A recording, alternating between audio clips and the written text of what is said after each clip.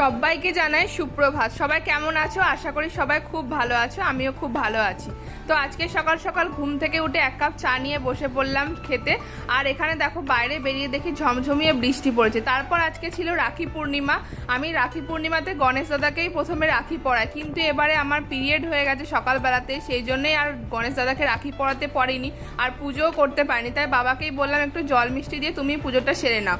তো ব্যাস, তারপর বাবা পুজো টুজো সেরে নিল আর আমিও বসেছিলাম। তারপর খেতে টেতে বসে পড়লাম। সিম্পল রান্না হয়েছিল আজকে সব, যেহেতু সোমবার নিরামিষ।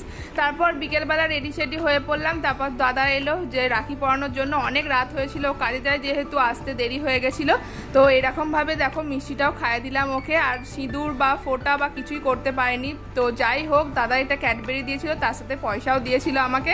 তো আজকের দিনটা তো এইভাবেই আনন্দ করে কাটালাম। ভিডিওটা তোমাদের ভালো লাগলো কিনা জানিও কমেন্ট করে, ভালো লাগলে লাইক শেয়ার সাবস্ক্রাইব করে দিও। ওকে, বাই।